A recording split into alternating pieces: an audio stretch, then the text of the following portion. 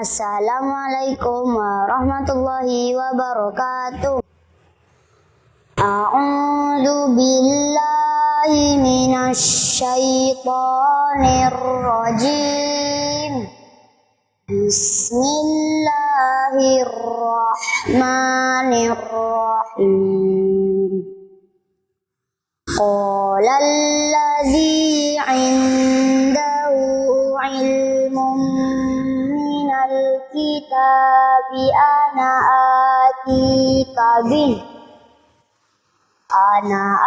atika bihi qabla an yartadda ilaika qarfuk falamma ra'ahu mustaqirran 'indahu qala hadha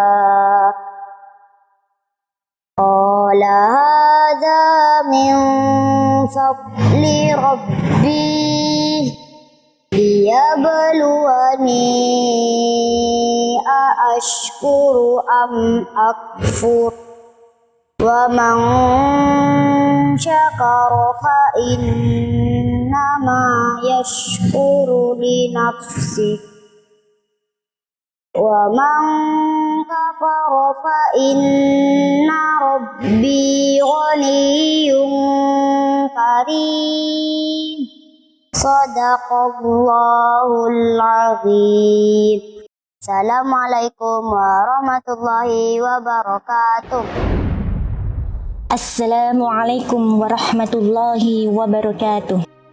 Nahmaduhu wa nasta'inuhu wa nastaghfiruhu wa na'udzu billahi min syururi anfusina wa min sayyiati a'malina.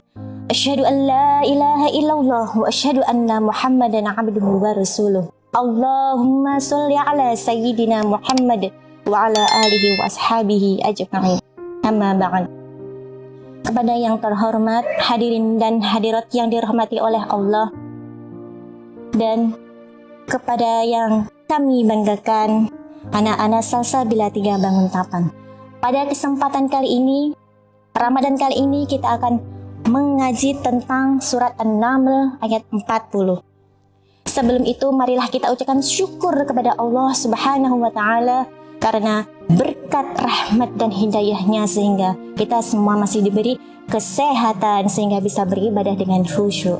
Yang kedua adalah sholawat serta salam tidak lupa tercurahkan kepada teladan kita Nabi Muhammad SAW.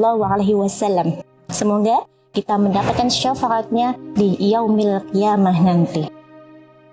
Hadirin dan hadirat yang berbahagia yang sedang melihat hari ini, pada kesempatan kali ini adalah membahas tentang surat An-Naml, yang mana An-Naml ayat 40 ini adalah lanjutan dari ayat-ayat yang sebelumnya, yang mana menkisahkan tentang Raja Sulaiman yang memiliki segala kelebihannya, yaitu raja yang cerdas, raja yang bisa berkomunikasi dengan jin, dengan hewan, dan sebagainya.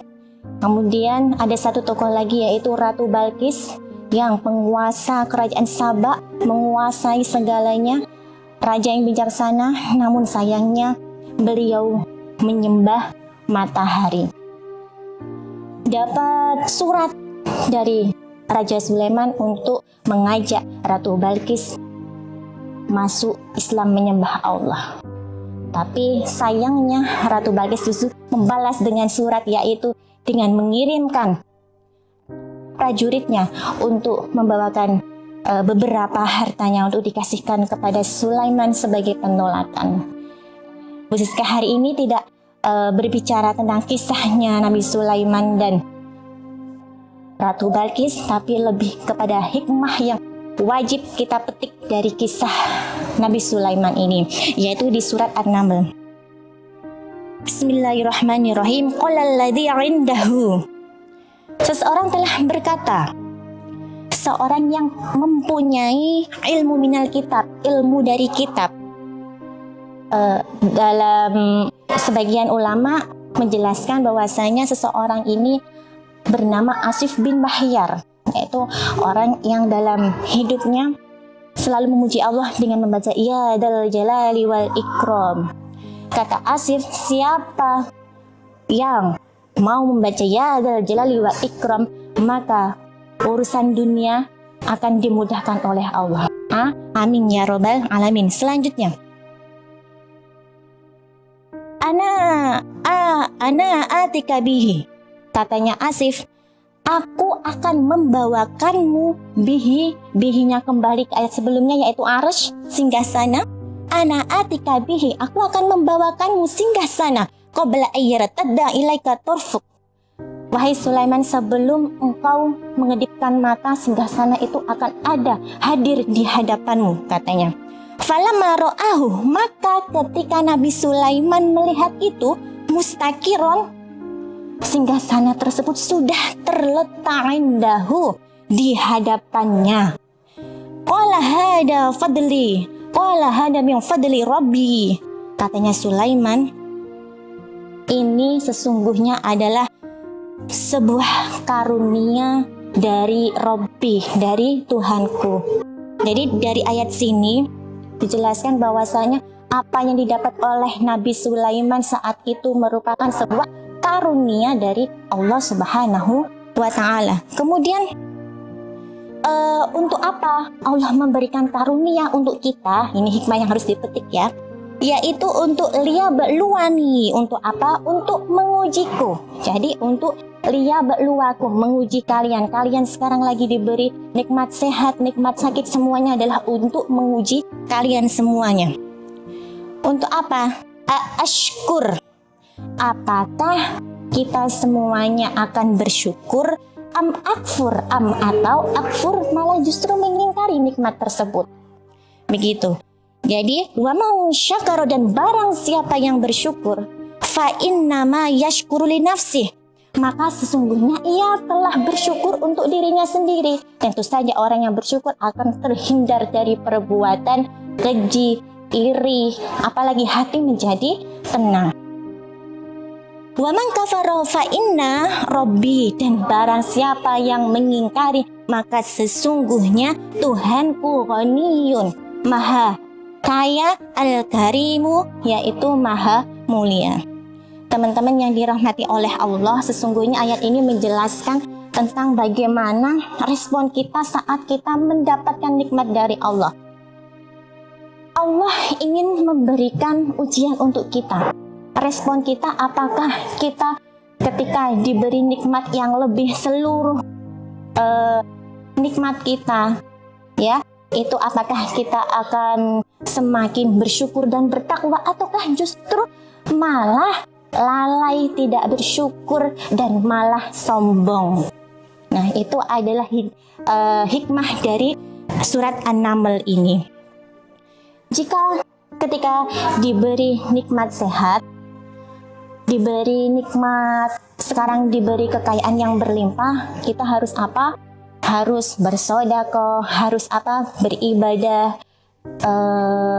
mendekatkan diri kepada Allah. Tapi ketika engkau diberi nikmat miskin misalnya, atau sedang sakit, jangan lantas kalian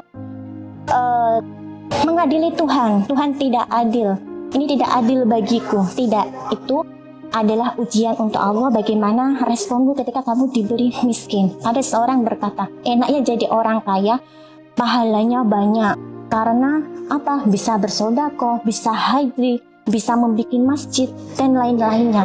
Sedangkan kita orang miskin, tidak bisa sedekah apapun, untuk makan aja cuman sedikit, tidak bisa kita bagi untuk orang lain. Kata siapa? Tidak seperti itu. Orang miskin pun bisa bersedekah dengan cara apa?